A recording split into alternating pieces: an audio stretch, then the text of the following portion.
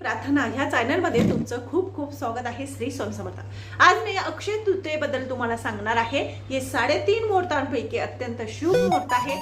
या दिवशी प्रभू परशुरामांचा सुद्धा जन्म झालेला आहे आणि ते प्रभू श्री रामांचा अवतार आहे, म्हणून ह्या दिवसाला खूप महत्त्व आहे। या 3.5 मुहूर्तामध्ये जर आपण आपल्या घरामध्ये या शुभ आणि मौल्यवान वस्तू खरेदी करून आणल्या तर आपल्या घरामध्ये ते चिरकाल अक्षय टिकतात। त्याच्यामध्ये मोडण्याची किंवा गहाण ठेवण्याची गरज पडत नाही। घरामध्ये सुख समृद्धी नांदते आणि भरभराटी होत असते। म्हणून त्या वस्तू चिरकाल टिकण्यासाठी, त्यामध्ये वाढ होण्यासाठी मी असा एक मंत्र सांगितलेला आहे, जो माझा मोठा व्हिडिओ केलेला आहे। शिवशक्ती प्रार्थना या माझ्या मोठ्या व्हिडिओचं नाव आहे।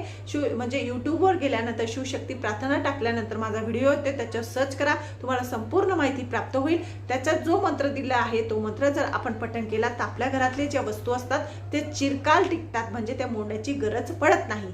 आणि दुसरं म्हणजे या दिवशी आपल्या पितरांसाठी जर आपण हा उपाय केला तर आपल्या घरामध्ये सुख समृद्धी नांदते, धनसंपदा आपल्या घरामध्ये येत असते। म्हणून अक्षय तृतीयेच्या दिवशी तुम्हाला हा उपाय करायचा आहे, जो म्हणजे की पिंपळाच्या झाडाखाली आपल्याला त्या अक्षय तृतीयेच्या दिवशी पाणी अर्पण करायचं आहे। पिंपळाच्या झाडाला प्रदक्षिणा मारायची आहे। तुम्ही 108, 11, 21 अशा मारू शकतात आणि दिवा लावू शकतात तुपाचा। असं केल्याने तुमच्या घरामध्ये धनसंपदा वाढते, असं शिव महापुराण कथेमध्ये सांगितलेलं आहे।